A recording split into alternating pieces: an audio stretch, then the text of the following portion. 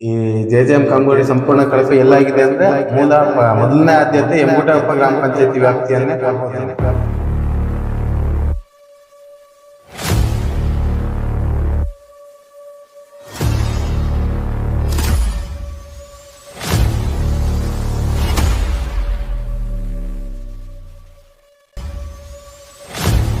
ನಮಸ್ತೆ.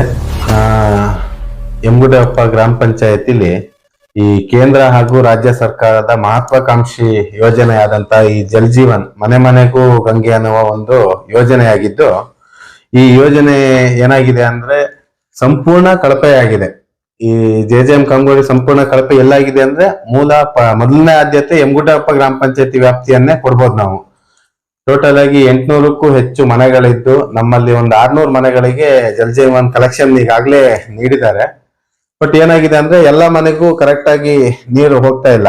ಏನು ಟ್ಯಾಂಕ್ ಇಂದ ಒಂದು ಹತ್ರ ಇರೋ ಒಂದು 10-20 ಮನೆಗಳಿಗೆ ಮಾತ್ರ ನೀರು ಪೂರೈಕೆ ಆಗ್ತಾ ಇದೆ.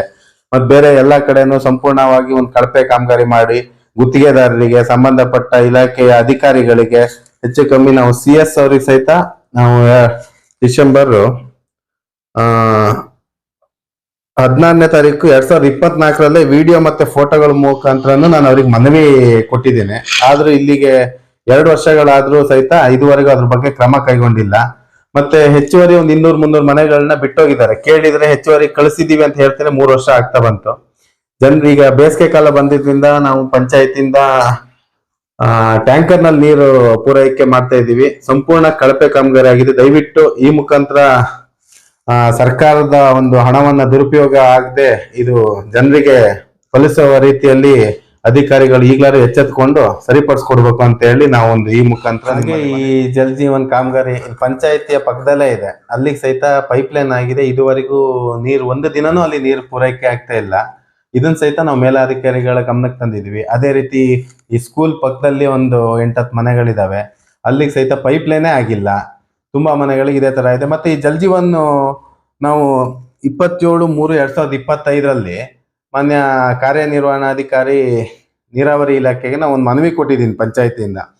ಈ ಪಂಚಾಯತಿ ನಮ್ಮ ಯಮಗುಟಪ್ಪ ಪಂಚಾಯತಿ ವ್ಯಾಪ್ತಿಯಲ್ಲಿ ಎಷ್ಟು ಜಲ್ ಜೀವನ್ ಕಾಮಗಾರಿ ಆಗಿದೆ ಅದ್ರದ್ದು ಸಂಪೂರ್ಣ DPR ಮತ್ತೆ ಎಸ್ಟಿಮೇಟ್ ಅನ್ನು ಕೊಡಿ ಅಂತ ಹೇಳಿ, ಯಾವ ರೀತಿ ಆ ಕೆಲಸ ಮಾಡ್ಬೇಕಂತ. ಆ ಎಸ್ಟಿಮೇಟ್ ಮತ್ತೆ DPR ನಮ್ಮ ಕೈಗೆ ಅವ್ರು ಏನಾದ್ರು ಕೊಟ್ರು ಅಂದ್ರೆ ಅವ್ರು ಮಾಡಿದ ಕಳಪೆ ಕಾಮಗಾರಿ ನಮಗ್ ಗೊತ್ತಾಗುತ್ತೆ ಅನ್ನೋ ಉದ್ದೇಶಕ್ಕೆ ಇದುವರೆಗೂ ಕೊಟ್ಟಿಲ್ಲ. ಕೊಟ್ಟು 1.5 ವರ್ಷ ಆಗ್ತಾ ಬಂದ್ರು.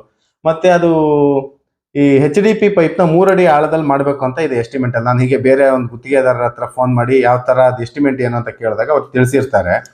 HDP ಪೈಪ್ 3 ಅಡಿ ಆಳದಲ್ಲಿ ಇರಬೇಕು. ಮತ್ತೆ ಈ MDP ಪೈಪ್ ಇದೆಯಲ್ಲ ಅದು ಬಂದ್ಬಿಟ್ಟು 2 ಅಡಿ ಆಳದಲ್ಲಿ ಅದನ್ನ ಮನೆಗೆ ಇದ್ ಮಾಡ್ಬೇಕು. ಮತ್ತೆ ಚಿರಂಡಿಗಳನ್ನೆಲ್ಲ ದಾಟಿಸ್ಬೇಕಾದ್ರೆ GA ಪೈಪ್ಗಳನ್ನ ಹಾಕಿ ದಾಟಿಸ್ಬೇಕು ಅಂತ ಹೇಳಿ ಅದು ಎಸ್ಟಿಮೇಟ್ ಅಲ್ಲಿ ಇರೋದು. ನೀವು ಎಲ್ಲೇ ಬೇಕಾದ್ರೆ ಯಮಗುಟಪ್ಪ, ಮಸ್ಕಲ್ಲಿ, ಮಂಡಾನಿ, ನೀವು ಪ್ರತಿಯೊಂದು ಏರಿಯಾದಲ್ಲಿ ಹೋಗಿ ನೋಡಿದ್ರು ಈ ತೋಟಕ್ಕೆ ಡ್ರಿಪ್ ಪೈಪ್ ಮಾಡ್ತೀವಿ ನಾವು. ಈಗ ಬೇಸಿಗೆ ಕಾಲದಲ್ಲಿ ನೀರ್ನ ಬಿಟ್ಟು ಮಳೆಗಾಲದಲ್ಲಿ ಸುತ್ತಿರ್ತೀವಿ. ಇಲ್ಲಿ ಅದೇ ರೀತಿ ಮಾಡಿದ್ದಾರೆ. ಅದು ಬಿಸಿಲಿಗೆ ಒಣಗಿ ಆ ಪೈಪ್ಗಳು ಏನಾಗಿದಾವೆ ಅಂದ್ರೆ ಕೈಯಲ್ಲಿ ಮುಟ್ಟಿದ್ರೆ ಜಸ್ಟ್ ಯಾರ ಕಾಲ್ ಟಚ್ ಆದ್ರೆ ಮುರಿದೋಗೋ ಪರಿಸ್ಥಿತಿಲಿ ಇದೆ. ದಿನ ಅದೇ ರಿಪೇರಿ ಮಾಡೋ ಕೆಲಸನೇ ಆಗಿದೆ. ಮತ್ತೆ ಅದನ್ನ ರಿಪೇರಿ ಮಾಡೋದು ನಮ್ಮ ಪಂಚಾಯತಿ ವಾಟರ್ ಮ್ಯಾನ್ಗಳ ಹತ್ರ ಆಗಲ್ಲ. ಯಾಕೆಂದ್ರೆ ಅದೇನೋ ಹೀಟ್ ಮಾಡಿ ಅದ್ಯಾವುದೋ ಬೇರೆ ತಂತ್ರಜ್ಞಾನದಲ್ಲಿ ಮಾಡಬೇಕು. ಈ ತರ ಎಲ್ಲ ಕಳಪೆ ಕಾಮಗಾರಿಗಳನ್ನ ಮಾಡಿದ್ದಾರೆ. ಮತ್ತೆ ಕರೆಕ್ಟ್ ಆದ ಒಂದು ಎಸ್ಟಿಮೇಟ್ ಪ್ರಕಾರ ಕೆಲಸ ಮಾಡಿಲ್ಲ.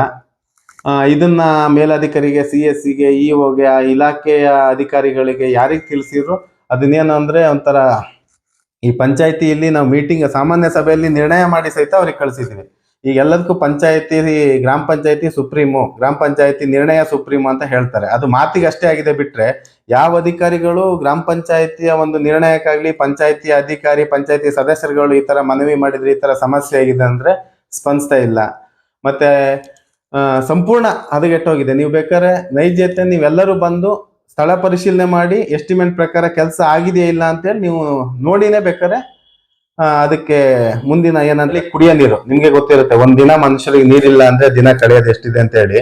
ನಮ್ಮಲ್ಲೆಲ್ಲ ಈ SC ST ಕಾಲೋನಿಗಳಿಗೆ ಸರಿಯಾದ ನೀರು ಹೋಗ್ತಾ ಇಲ್ಲ. ಪಾಪ ಅವರೆಲ್ಲ ಕೂಲಿ ಕೆಲ್ಸಕ್ಕೆ ಹೋಗ್ತಾರೆ. ಬೆಳಿಗ್ಗೆ ಹೋದ್ರೆ ಸಂಜೆ ಕೆಲ್ಸಕ್ಕೆ ಬರೋದು.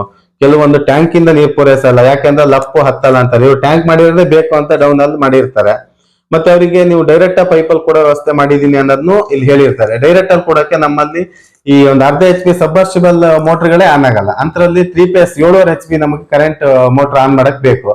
ಅವಾಗ ಏನಾಗುತ್ತೆ, ರಾತ್ರಿ 12 ಗಂಟೆಗೆ ನಾವು ಮೋಟರ್ ಆನ್ ಮಾಡ್ಬೇಕಾಗುತ್ತೆ. ಅವಾಗ ನೀರ್ ಬಿಡಕ್ಕೆ ನೀರ್ ಗಂಟೆಗಳು ಸಿಗಲ್ಲ. ಮತ್ತೆ ಜನನು ಬೆಳಿಗ್ಗೆ ಕೂಲಿ ಕೆಲ್ಸಕ್ಕೆ ಹೋಗೋದ್ರಿಂದ ರಾತ್ರಿ 12 ಗಂಟೆ ನೀರ್ ಇಟ್ಕೊಂಡ್ರೆ ಅವ್ರು ಬೆಳಿಗ್ಗೆ ಹೋಗಿ ಹಿಂಗ್ ಕೆಲಸ ಮಾಡ್ತಾರೆ.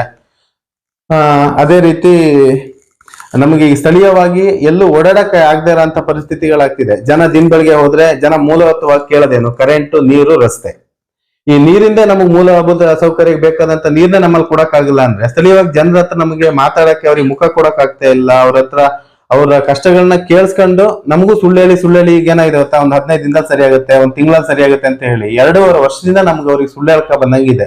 ಈ ನಮಗೂ ಮೇಲಧಿಕಾರಿಗಳು ಆಶ್ವಾಸನೆ ಕೊಟ್ಟಿದ್ದಾರೆ, ಕಳ್ಸಿದೀವಿ ಬರುತ್ತೆ ಅಂತ ಹೇಳಿ.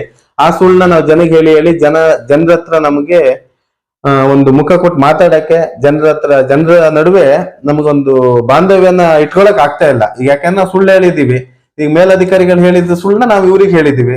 ಆದ್ರಿಂದ ಜನರಿಗೆ ತುಂಬಾ ಸಮಸ್ಯೆ ಆಗಿದೆ ನೀರಿಂದ. ಈ ನೀರಿನ ಸಮಸ್ಯೆಯನ್ನು ಇದನ್ನ ವಿಶೇಷವಾಗಿ ಪರಿಗಣಿಸಿ ಬಗೆಹರಿಸಿ ಕೊಡ್ತೀರಾ ಅಂತ ಹೇಳಿ ನಾವೊಂದು ನಿರೀಕ್ಷೆಯನ್ನು ಇಟ್ಕೊಂಡಿದ್ದೀನಿ. ಇನ್ನು 5 ದಿನ ಗಡುವು ಮುಗಿದಿದೆ, ಇನ್ನು 10 ದಿನದಲ್ಲಿ ಸಂಪೂರ್ಣ ಆಗಿಲ್ಲ ಅಂದ್ರೆ ನಾನು ಖಂಡಿತ ಇಲಾಖೆ ಎದುರಿಗೆ ಉಪವಾಸ ಸತ್ಯಾಗ್ರಹ ಜನರಿಗೋಸ್ಕರ ನಾನು ಕುತ್ಕೊಳ್ತೀನಿ. ಜನ ನಮಗೊಂದು ಅಧಿಕಾರ ಕೊಟ್ಟಿದ್ದಾರೆ, ಅವ್ರು ಸೇವೆ ಮಾಡಕ್ಕೆ ಅವಕಾಶ ಕೊಟ್ಟಿದ್ದಾರೆ. ಆ ಒಂದು ಪ್ರಯತ್ನ ಪ್ರಾಮಾಣಿಕವಾಗಿ ನಾನು ಮಾಡ್ತೀನಿ ಅಂತ ಹೇಳಿ ಜನರಿಗೆ ಸಹಿತ ಈ ಮೂಲಕ ನೇರವಾಗಿ ನಿಮಗೆ ಉತ್ತರ ಕೊಡಕ್ ನನಗೆ ಆಗಿಲ್ಲ. ಈ ರೀತಿ ನಾನು ನಿಮ್ಮಲ್ಲಿ ವಿನಂತಿಸ್ಕೊಳ್ತೇನೆ.